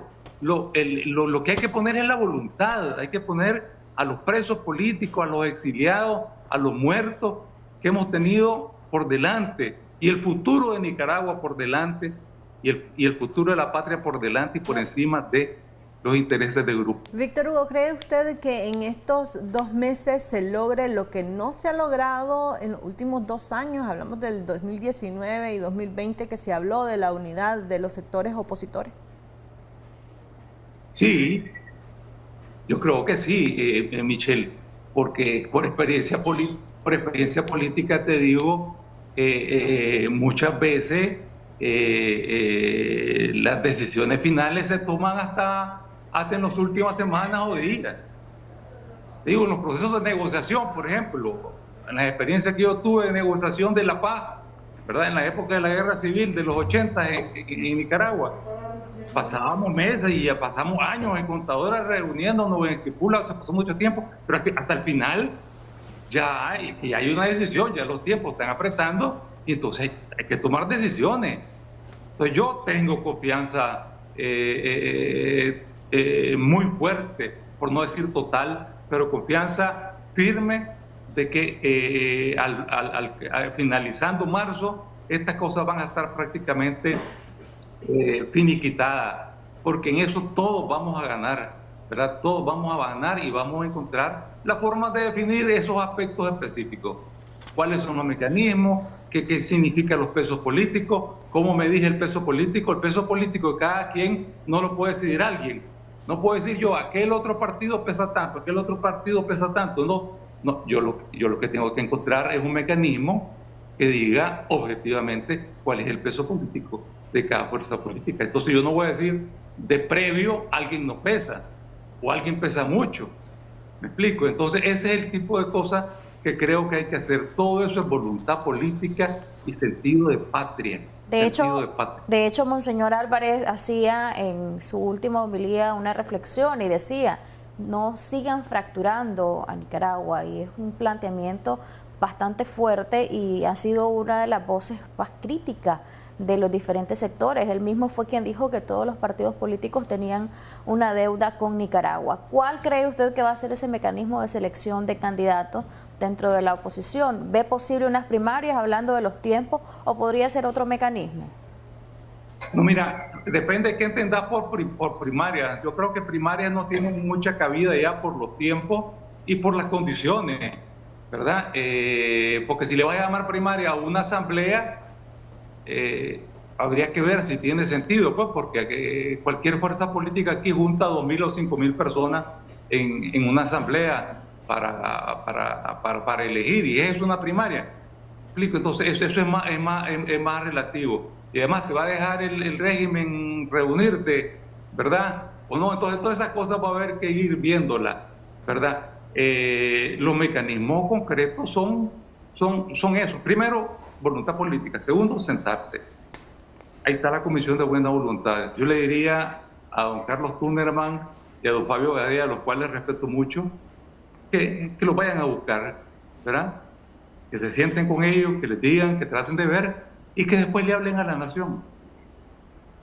Y le hablen a la nación con la verdad, pues, lo que están viendo ya después de la plática. Decirle, que le digan a la nación, vamos avanzando, no vamos avanzando, etcétera, etcétera. Porque es importante que aquí se sepa la verdad del proceso de los esfuerzos unitarios, ¿verdad? Y por eso es que esa comisión de buena voluntad es clave. Y como te digo, en mi opinión, si vos querés tener una unidad sólida, tenés que tener las reglas del juego claras. Y a mí ya o a cualquier grupo político, no le debe importar con cuántos diputados quedó o cómo quedó. Si aquí se viene una lucha durísima contra los Ortega Murillo, no solo en las elecciones, después de las elecciones. ¿Creen que el orteguismo, la dictadura, se va a quedar tranquila después? Si aquí va a haber que mantener la unidad ahorita para sacar a Ortega mediante elecciones, y va a haber que mantener la unidad después para sostener el poder y para hacer las transformaciones que hay que hacer y para enfrentar todos los embates que puede hacer Ortega Murillo contra esta unidad democrática y patriótica que es la que se está tratando de construir. Entonces yo creo, como te digo, por eso yo siento que a veces pesan mucho en algunos sectores todavía las viejas prácticas políticas, de aquí, de quién es el líder, quién es el... es decir, entre otras cosas, por ejemplo, esa unidad que se plantea construir es para ganar, es para derrotar a Ortega. Don Víctor Hugo, es para derrotar a Ortega, de concretarse, no es para quedar en segundo lugar. Don Víctor Hugo, no es para quedar en segundo lugar. De concretarse o no la unidad de los opositores, independientemente si logran estos dos bloques que ya están más definidos, si logran unirse o no, ¿se deben hacer o se debe participar de las futuras elecciones a pesar de las condiciones en las que se encuentra el país? Mira, Michelle, sobre esa pregunta yo tengo una idea clara, una respuesta clara. La batalla no se abandona antes de darla, ¿verdad? Yo no puedo decir ahorita, no hay condiciones, Ortega no me deja salir a la calle, Ortega no me deja movilizar, Ortega no ha hecho las reformas electorales, entonces yo no voy a las elecciones. Está siendo feliz, se carcajea Daniel Ortega ahí en el Carmen cuando vos decís eso. No me deja salir, yo voy a buscar cómo de alguna forma salir y buscarle por la puerta trasera y buscar cómo burlar a estos policías que andan gastando el erario público, que andan gastando el dinero del pueblo, ¿verdad? Y seguir la protesta. Como hemos estado haciendo, se han estado haciendo las reuniones, por ejemplo, la coalición, a pesar de la represión, a pesar del acoso, a pesar de todo, ¿verdad? Entonces, condiciones ahorita no hay, pero nosotros vamos a arrancar las condiciones. Nosotros tenemos que empujar. Es decir, nosotros tenemos de aquí hasta mayo para presionar al gobierno, ¿verdad? A hacer las reformas electorales y hacer los cambios que hay que hacer. Porque vuelvo a insistir, Ortega no está en un lecho de rosa, hombre. Ortega está en una situación sumamente complicada. Ortega está a 10 meses de dejar de ser presidente para pasar a ser un delincuente a cargo del gobierno de Nicaragua, que se ha tomado el gobierno de Nicaragua mediante el poder de las armas, y así va a ser visto por el pueblo nicaragüense y por la comunidad internacional. Hablando, Víctor Hugo, de la comunidad internacional, me gustaría que se refiriera al nuevo presidente de los Estados Unidos. Leía hoy en un diario digital que hay un senador republicano que ha propuesto nuevas sanciones o nuevas disposiciones, específicamente de cancelar, por ejemplo, la visa a los sectores que apoyen a los gobiernos o a los regímenes, como han llamado ellos, de Cuba, Venezuela, Bolivia y Nicaragua, el senador republicano Rick Scott, pero dicen que esto implicaría un amplio proceso para que esto pueda ser aprobado. ¿Qué situaciones podemos esperar con este nuevo gobierno de Estados Unidos y también del otro sector, de los dos partidos fuertes de Estados Unidos para con Nicaragua? Mira, Jocelyn, a diferencia de los problemas internos de los Estados Unidos que dividen a los norteamericanos, el tema de Nicaragua une a los norteamericanos. Todos, demócratas y republicanos, quieren que Ortega no esté en el poder porque es un dictador que le ha hecho mucho daño a este país. Y por eso la ley NICA Act fue aprobada por unanimidad, donde todos los congresistas, desde los que consideran de izquierda hasta los que consideran de derecho, de extrema izquierda, de extrema derecha, todos dijeron, apoyamos la NICA Act. Y todos ellos dijeron, apoyamos las sanciones. O sea, Nicaragua une a la clase política norteamericana. Eso es lo que hay que estar claro, ¿verdad? Entonces, yo no creo que vaya a ser muy difícil lo que van a hacer en el futuro sobre Nicaragua, ¿verdad? Es un poquito complicado ahorita porque está comenzando el gobierno de Biden y entonces tienen un montón de prioridades, un montón de problemas internos, internacionales, etcétera, de mayor magnitud geopolítica, pero en el caso de Nicaragua rápidamente se ponen de acuerdo. El líder de los republicanos, ¿verdad? Yo no sé, que pueda ser Marco Rubio ahí para ver ese tema, y con el líder de los demócratas, que es Bob Menéndez, ¿verdad? En la Comisión de Relaciones Exteriores del Senado, se ponen rápidamente de acuerdo, ¿verdad? De que, porque han estado siempre de acuerdo, siempre han estado de acuerdo. En el caso de Nicaragua no hay desacuerdo. Entonces yo creo que ese tema es un tema que Ortega debe de estar claro. Está soñando Ortega, ¿verdad? Está soñando si piensa que va a poder dividir el voto en los Estados Unidos, como pretendieron al principio, ¿verdad? Al principio, hace como 3, 4 años, cuando todavía no había salido la NICA, ¿verdad? Entonces los Estados Unidos van a estar, creo yo, en una posición igual que la Unión Europea, clara de decir, en Nicaragua tienen que haber elecciones libres. Y lo repito y lo he dicho varias veces, si hay un partido político en Estados Unidos que insiste en la importancia de elecciones libres en los países del tercer mundo y específicamente en Nicaragua, ese partido es el Partido Demócrata. El Partido Demócrata sabe que las elecciones libres son la salida a la mayor parte de los problemas en nuestra región y van a respaldar eso. Y si, por ejemplo, el gobierno Biden mandara en la próxima semana o meses un emisario, ¿verdad? Que Ortega estaría feliz que le manden un emisario, no va a venir a decirle qué tal, presidente, va muy bien haciendo todo, no va a venir a decirle, señor Ortega, tiene que hacer elecciones libres. Tiene que hacer elecciones libres, si no, no lo vamos a reconocer. Y no lo va a reconocer la mayor cantidad de países de América Latina y los más grandes y los que pueden dar cooperación a Nicaragua. Y no lo va a reconocer la Unión Europea. Y usted se vuelve en alguien que está violando la ley internacional, quedándose en el poder mediante fraude y mediante la fuerza de las armas. Es decir, a eso van a venir. Entonces, en ese sentido, yo veo muy probable que ellos, en cuanto salgan de estos entuertos, de sus problemas más inmediatos en los Estados Unidos, saquen algunas decisiones relacionadas con Nicaragua, ¿verdad? En los dos lados no veo ningún problema. ¿Cómo ve, Víctor Hugo, el escenario de la reforma electoral en nuestro país?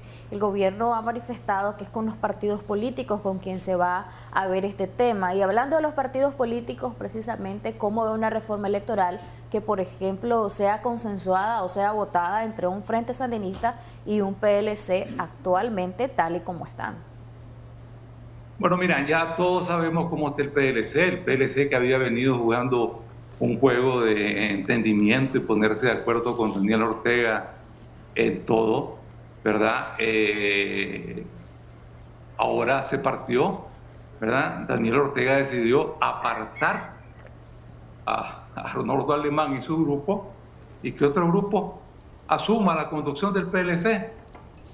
Es decir, realmente, lamentablemente, ese es un partido rehén del orteguismo.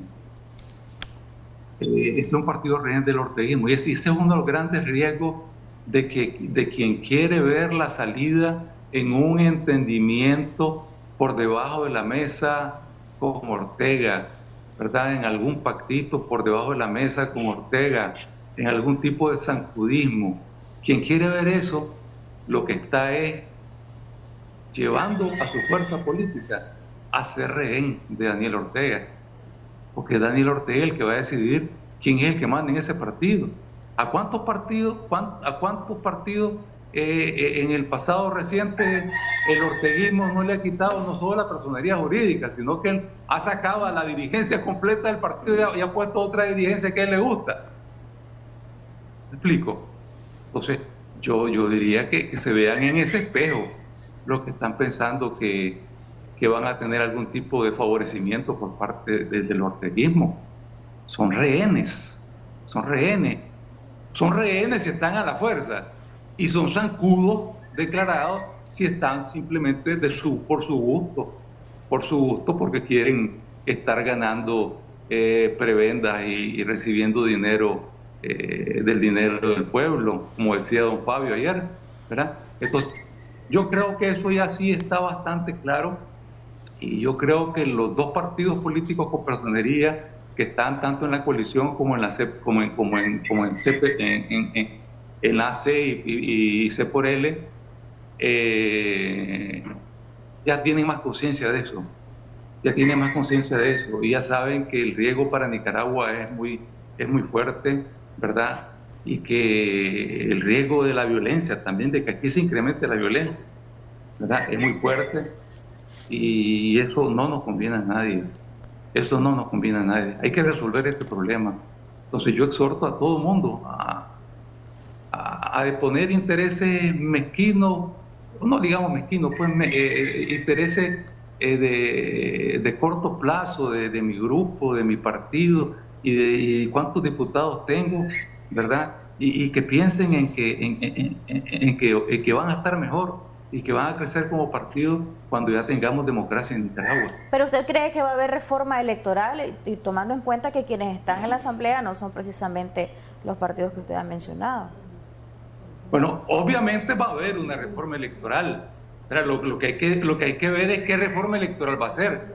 Puede ser que haya la reforma electoral que hasta ahora ha estado empujando Daniel Ortega, que es la reforma electoral a su medida, ¿verdad?, para hacer fraude, pero que no va a convencer a nadie, ¿verdad? Se sienta, como vos decías antes, con el PLC. ¿Qué credibilidad le va a dar eso dentro de Nicaragua y en el mundo? Fuera de Nicaragua, ninguna. Es decir, va a tener el mismo resultado Daniel Ortega si hace una reforma de mentira. Ortega está obligado a hacer las reformas básicas necesarias para que hayan elecciones libres en Nicaragua. Elecciones que respondan a los estándares que ya estableció la Organización de Estados Americanos, ¿verdad?, para el caso de Nicaragua. Entonces, eso es la salida. Y yo vuelvo a insistir lo que he insistido otras veces. El orteguismo tiene que darse cuenta, y las fuerzas que lo apoyan, ¿verdad?, tienen que darse cuenta de que ellos no se pueden amarrar, ¿verdad?, no pueden amarrar su suerte, y me refiero en esto al ejército sobre todo, no pueden amarrar su suerte a la suerte de los Ortega Murillo. Es absurdo, ¿verdad? Tienen que pensar en su futuro institucional, ¿verdad? Tienen que pensar en cómo se protegen y cómo sobreviven de cara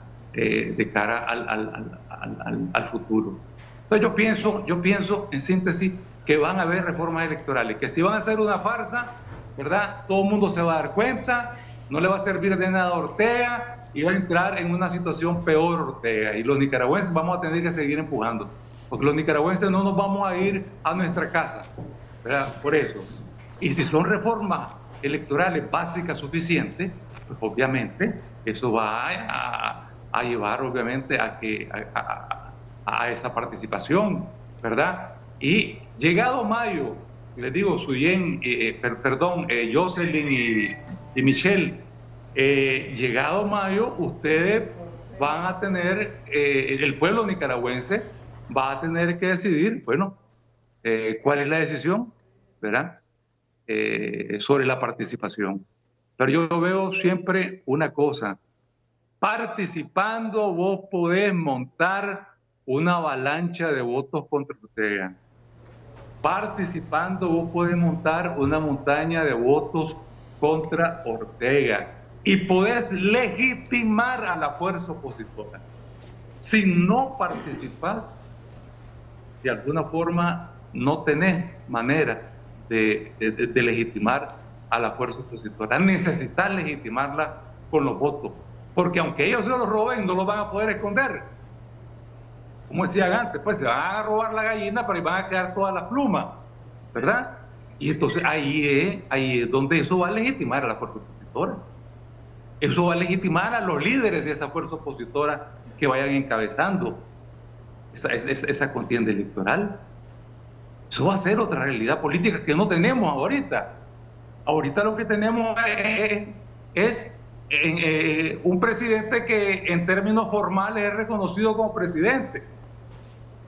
Pero ante un fraude ya no vas a tener un presidente reconocido y vas a tener una fuerza opositora legitimada y reconocida como una fuerza con respaldo popular.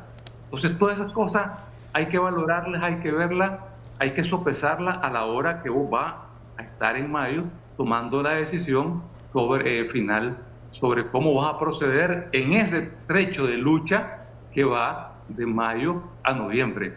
Porque después de noviembre, después de la victoria electoral del pueblo nicaragüense, viene, como digo, la otra etapa de lucha contra los Ortega Murillo, que no se van a quedar tranquilos en esto. Me gustaría, Víctor Hugo, sus conclusiones relacionadas a qué lecciones, por ejemplo, podemos o se pueden tomar en cuenta en relación a la situación de Venezuela y de Bolivia. ¿Puede ocurrirle a Nicaragua un escenario similar y qué pueden hacer los opositores para que esto no pase?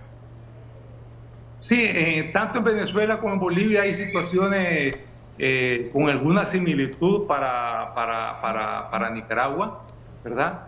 Pero cada país es diferente, pues inclusive la diferencia que hay entre la situación de Bolivia es muy diferente de la situación de Venezuela, ¿verdad? Hay problemas en los dos lados, pero tiene montones de diferencias sumamente significativas.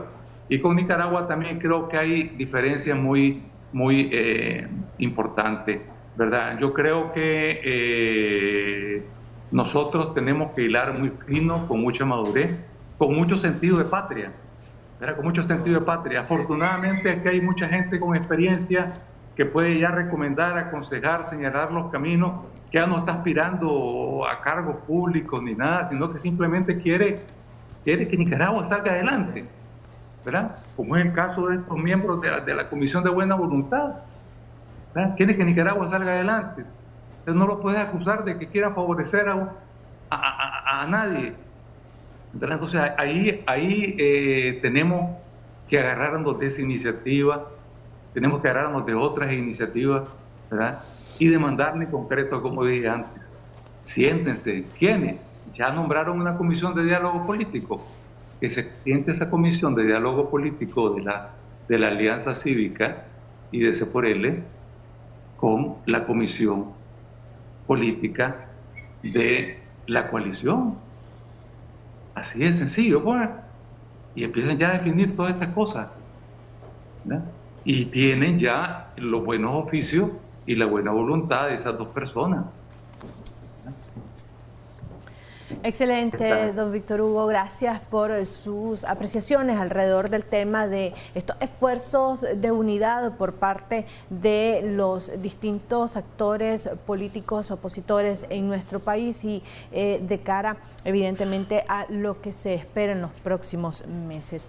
Para nosotros es importante cómo usted nos ve y también esa interacción a través de nuestras redes sociales, y queremos compartir con ustedes algunas de estas interacciones. El día de ayer en Debates y Soluciones tuvimos como invitado a Cirilo Otero, sociólogo y economista. Esta entrevista generó 23.223 personas alcanzadas, 3.653 interacciones, 214 comentarios y fue compartida 67 veces. En una segunda parte de Debates y Soluciones estuvo con nosotros representantes de la CPDH hablando acerca de la entrada en vigencia de la ley de cadena perpetua. Esta entrevista generó 62.916 personas alcanzadas, 8.522 interacciones. De estas fueron 200 comentarios y 123 veces fue compartida. Recuerde que estas y otras entrevistas usted puede verlas a través de nuestra página en Facebook. Búsquenos como Canal 10 Nicaragua. Hacemos una pausa comercial, ya regresamos con más.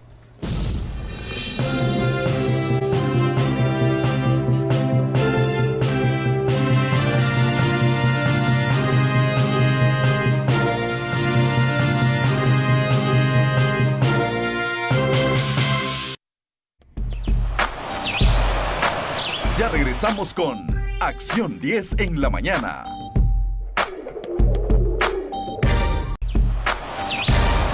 Continuamos con Acción 10 en la mañana.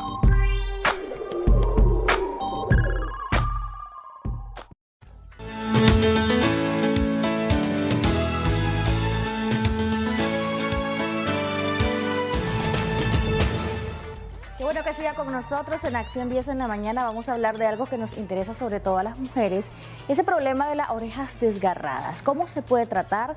¿A qué se debe este tipo de situaciones? ¿Y qué complicaciones pueden haber si usted no se lo trata de manera idónea? Nos acompaña nuestra amiga la dermatóloga Génesis Pérez de Clínica Génesis, que ya está con nosotros acá esta mañana. Bienvenida, doctora.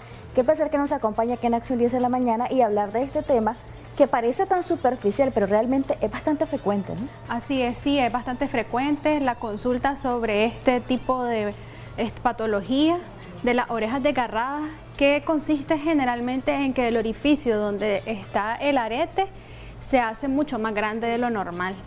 Entonces esto normalmente afecta estéticamente a las mujeres, porque al usar algún tipo de arete, ya sea pequeño o grande, si es pequeño y es redondo y al ponérselo el arete se cuelga, entonces no se ve bien. Estéticamente se ve muy mal. Estéticamente se ve mal. Si es un arete que es un poco más grande, entonces el arete, y que es colgante, el arete cuelga y el hoyito se ve, es visible pues el orificio ahí. Entonces esto pues afecta el autoestima de algunas mujeres, porque no es agradable andar así, ¿verdad? Uno desea ponerse un arete bonito y que quede perfectamente en la oreja. Además que puede traer algún tipo de incomodidad, como que en realidad puedan haber incluso enrojecimiento al estarse tocando, al usar algún tipo de arete, porque hay mujeres que en adición a esto de que estéticamente no se ve bien, hay algún tipo de aretes que les causa alergia. Así es. Así que me gustaría que profundizáramos en esa parte también, doctora, que es bien importante. Ese tipo de reacciones se da generalmente en las personas que tienen alergia al metal, ya sea, generalmente es a los metales como lo que es fantasía, o a veces hay personas que son alérgicas a la plata.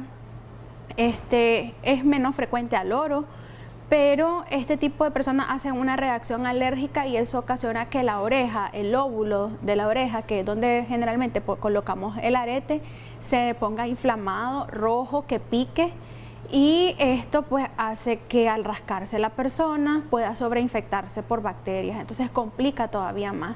Y generalmente eso, además de hacer que la persona ande la oreja inflamada y que tampoco es agradable, contribuye pues ese proceso inflamatorio a que haya un proceso de cicatrización, que se ponga muy dura esa zona, y si además tiene el problema del hoyito grande de la oreja, pues eso ya cuesta un poco más al hacer la cirugía, porque ese tejido está muy indurado, ¿verdad?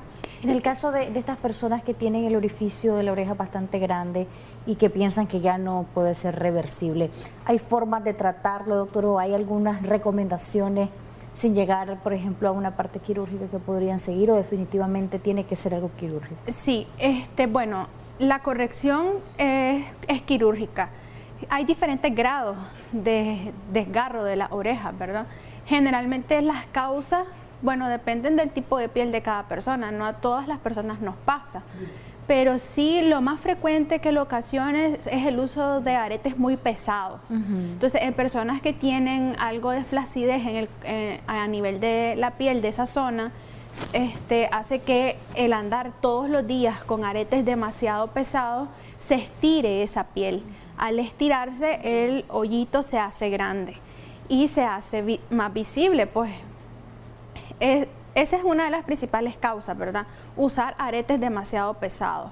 Otra causa son causas traumáticas, porque accidentalmente alguien le guiñó el arete. Los bebés a veces suele pasar que vienen y a la mamá les jalan el arete y ahí es donde ocasionan desgarros y son muy dolorosos. Así es, correcto. Entonces ese trauma a veces, bueno, ocasiona una herida en esa zona y eso hace que el hoyito se haga más grande, o incluso puede hacer una herida y cortar completamente el lóbulo de la oreja. Entonces hay personas que no solamente tienen en la oreja el hoyito más abierto de lo normal, sino que también tienen partida la oreja y andan el lóbulo de la oreja partido en dos, ¿ya? Entonces esas son las principales causas. ¿Que hay formas de prevenirlo? Se previene pues si uno usa aretes que no sean tan pesados. Si una persona normalmente no tiene en su práctica usar aretes pesados y solo son pequeños, eso no va a ocasionar, no hay ningún peso en esa zona, pues no va a hacer que se agrande el orificio, ¿verdad? Pero esa es la única pues forma. Si es accidental, pues ahí no hay forma de evitarlo. Así es, no se puede prevenir. Y la buena noticia es que sí, que se puede corregir. La corrección es quirúrgica, es decir, se hace una cirugía. ¿Es una cirugía complicada o es un proceso ambulatorio? Es una cirugía menor, es una cirugía ambulatoria y se puede hacer perfectamente en el consultorio. Claro que hay que acudir con especialistas, ¿verdad? Porque, decir, si no es en manos de especialistas, pues ahí sí pueden ocurrir complicaciones. Sí, porque igual tiene que haber algún grado de anestesia, ¿no? Sí, uno aplica anestesia local. A nivel del lóbulo de la oreja hay una anestesia pues que uno elige para esa zona. Se pone anestesia con una jeringa, que generalmente es insulina, es una agujita fina. Uno aplica la anestesia y después con un bisturí, pues uno hace la corrección quirúrgica. Y quita lo que está afectado y luego une las dos partes para que haya una cicatrización, que es una cicatrización lineal. La cirugía puede durar, dependiendo, ¿verdad?, del grado de desgarro, puede durar 1 hora máximo y la persona puede incorporarse inmediatamente a su labor, es decir, si llega por la tarde, por ejemplo, a hacerse la cirugía, al día siguiente ella puede ir a trabajar perfectamente, sin ningún tipo de reposo ni nada.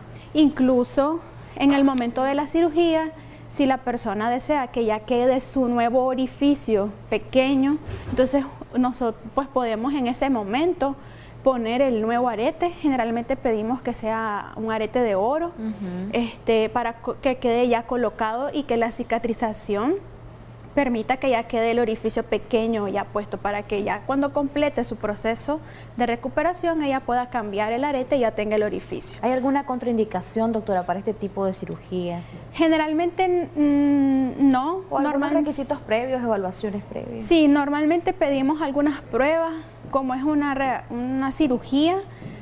Dependiendo de las patologías que la persona padezca previamente, pues uno así pide algunos exámenes. Por ejemplo, si la persona es diabética, pedimos un examen de glucosa para ver que ande sus niveles de glucosa normales. Porque si hay descontrol en los niveles de glucosa, pues hay riesgo de que haya un proceso infeccioso posterior. Si padece de la presión, toma medicamentos que interfieran con la coagulación, también pues pedimos hacer pruebas de la coagulación.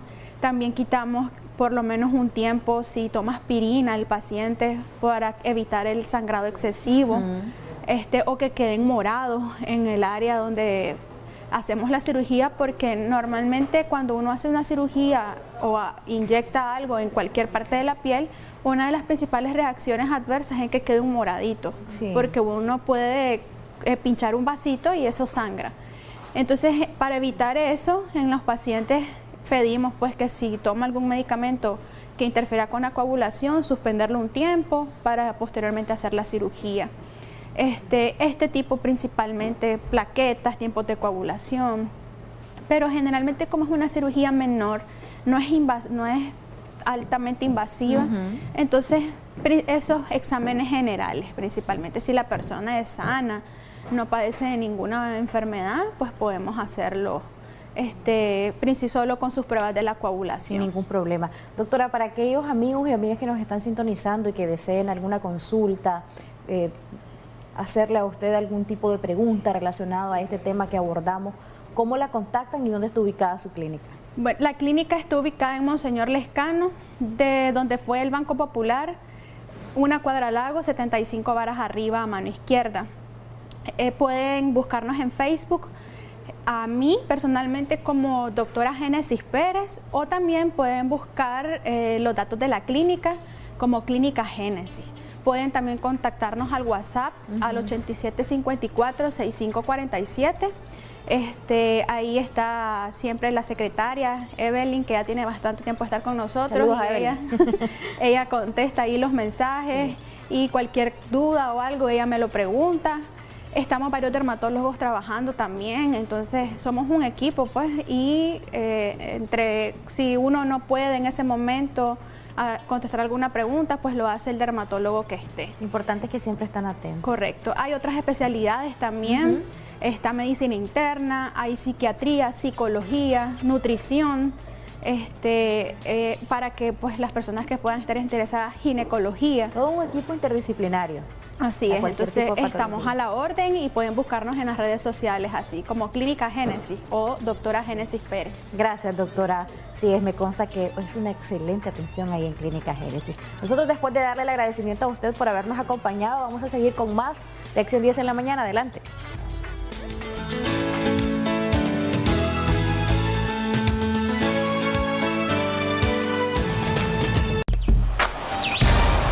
Continuamos con Acción 10 en la mañana.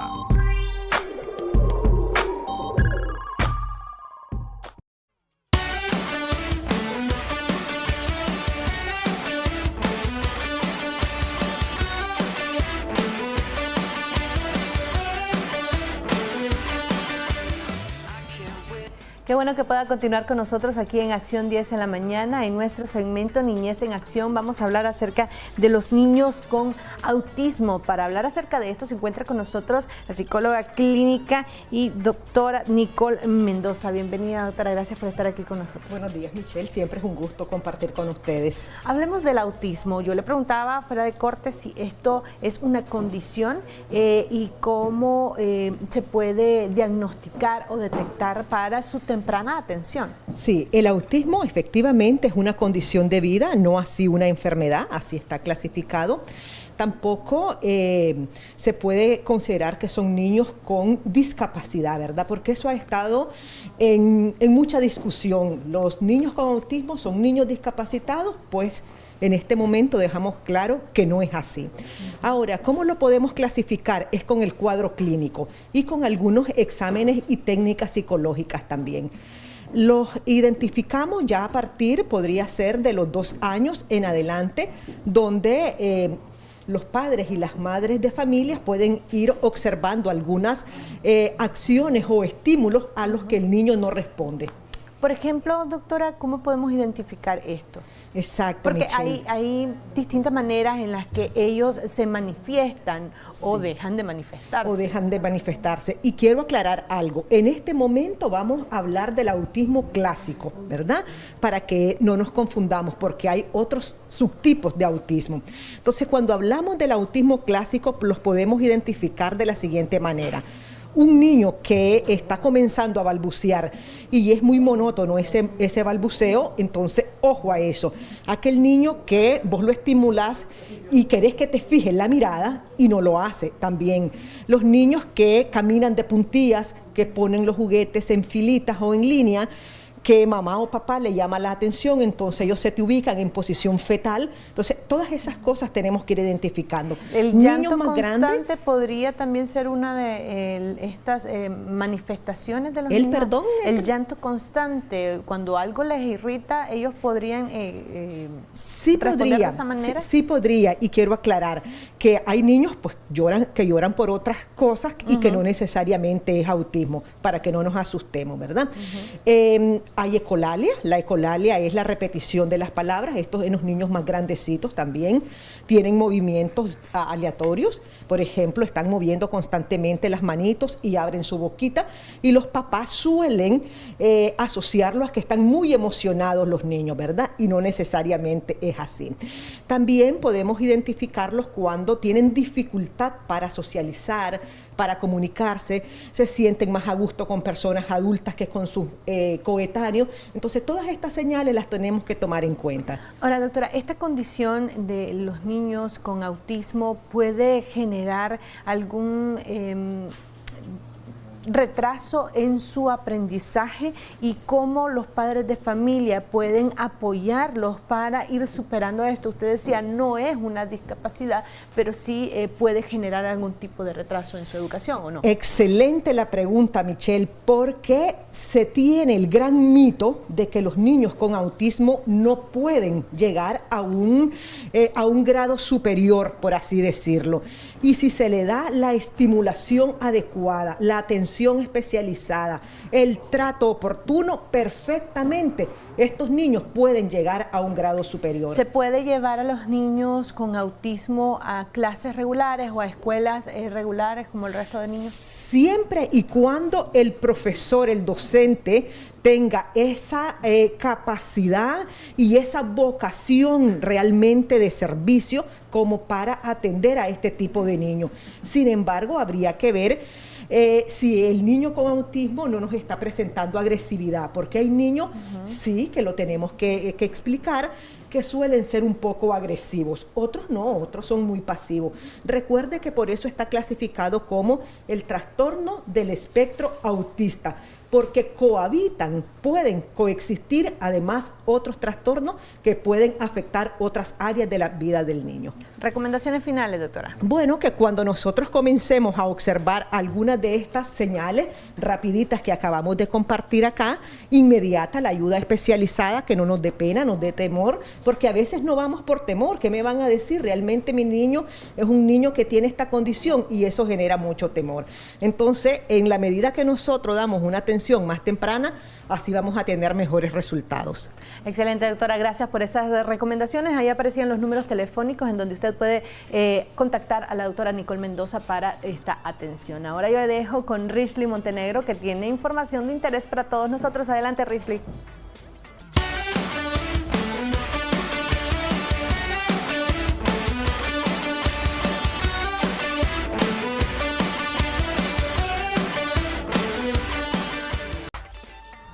Muchísimas gracias por estar pendientes siempre de nuestro programa. Vamos a hablar sobre un tema que afecta el bolsillo de todos los nicaragüenses, y es el alto precio que está experimentando el gas butano en nuestro país, lo cual será muy difícil para muchas familias. Hay lugares que han reportado incluso que el tanque de 25 libras tiene un precio de hasta 390 córdobas.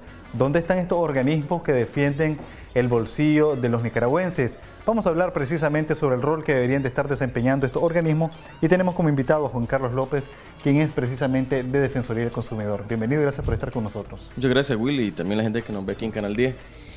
Sí, el tema del gas butano de igual tiene un índice comparativo. Recordar que el gas butano tiene unos derivados de precios del petróleo. Específicamente, aumenta el petróleo a nivel internacional y localmente, debe aumentar el precio del gas butano. Tiene muchas variables porque son componentes que se disgregan del precio del petróleo a nivel internacional y nacional. De hecho, el precio nacional del gas butano de petróleo, como se le conoce, o los tanques promedio de 25 libras, que son los que más se utilizan para el uso cotidiano en una vivienda, es específicamente los aumentos que ha venido rotando. Justamente en diciembre tuvo posiblemente un marco de estabilidad. Inclusive aquí hay realmente dos tipos de precios: el que le vende el mayorista al minorista, y el que le vende el minorista específicamente a la agencia. Y en esa escalada de comercio, el INE, el ente regulador que establece los precios de consumo y de venta, específicamente te establece que anda oscilando entre los 185 córdobas y ahora pasando los 300 córdobas. Recordemos que son los precios bases que utiliza el organismo del Instituto de Energía en Nicaragua, pero no quiere decir de que sea el precio que se tiene que ofertar de manera específica en cada localidad. Ese es un precio base que se utiliza. Obviamente lo que espera el consumidor es que los precios no varíen, pero como ahora existe la disgregación o el costo adicional de llevarte tu tanque a tu domicilio u otro, que obviamente es un peaje, un costo de peaje o transporte, específicamente el precio del tanque va a aumentar. Entonces, por eso es que ves que las escaladas de precios son mayores. La gente va a preguntar, pero bueno, ¿y qué hacen a defensa de los consumidores? ¿Qué puede tiene que hacer? ser muy significativo el tipo de alza, porque usted me decía que aproximadamente 280 Córdoba, pero la vez pasada me comentaba incluso ahí en las redes sociales de que hasta 390 Córdoba han tenido que comprar en algunos puntos del país.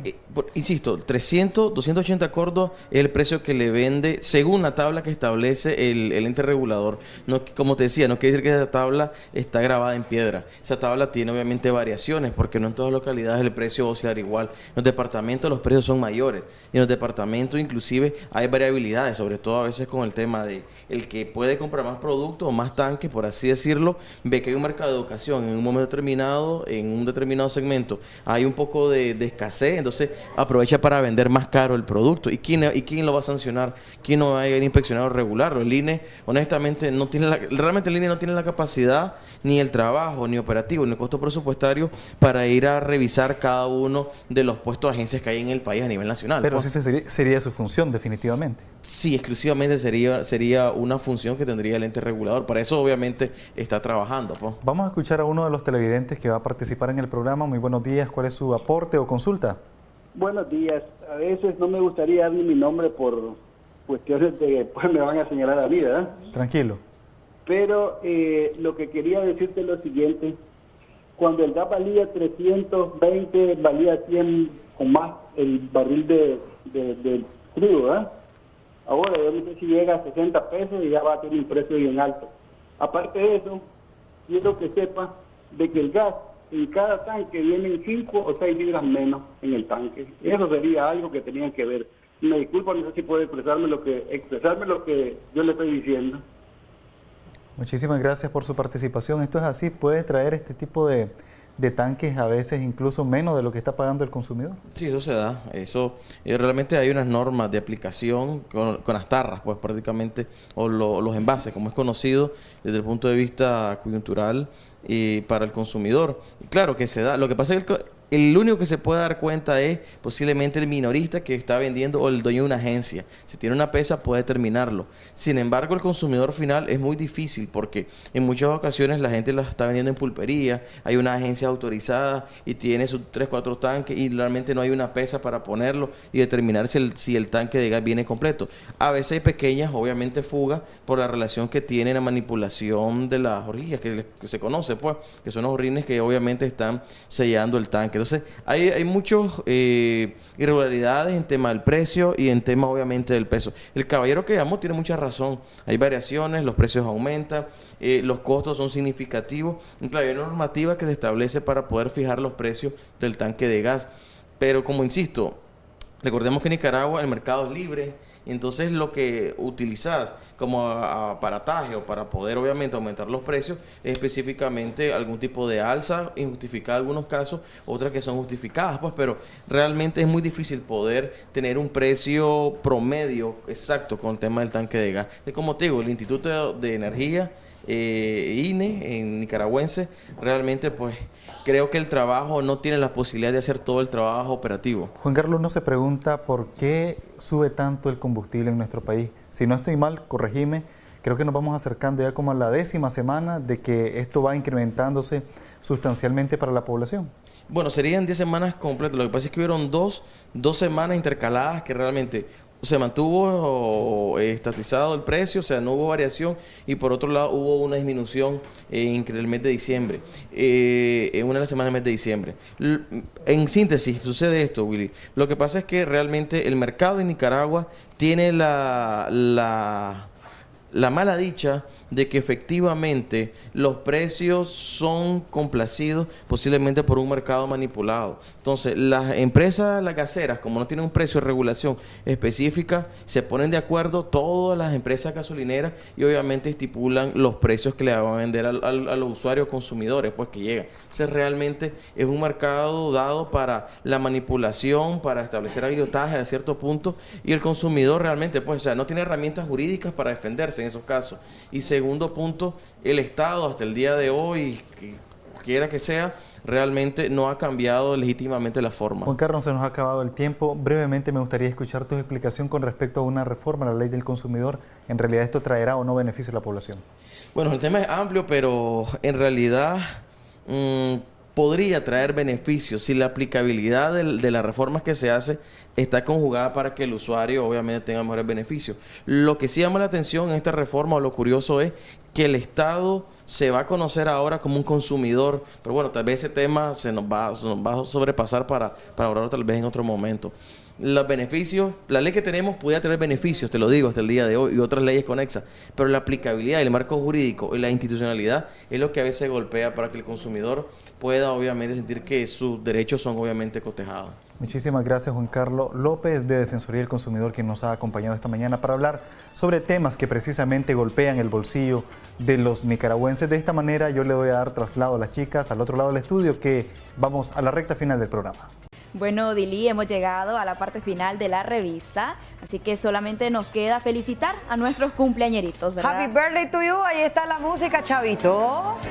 Ahora sí. Así es, queremos felicitar de manera muy especial a la preciosa niña que estarán viendo en sus pantallas. Ella es Margin Joelka, cumple 9 años de edad. Los saludos son de parte de su tía Mercedes y su prima Catherine, que la aman mucho. Muchas felicidades. Margin, felicitaciones a los que hoy en día están llegando a un año más de vida. Un fuerte abrazo. Dios me los bendiga a cada uno de ustedes. Nos vamos. Así es, nos vamos. Será hasta mañana. Mañana. Chaito.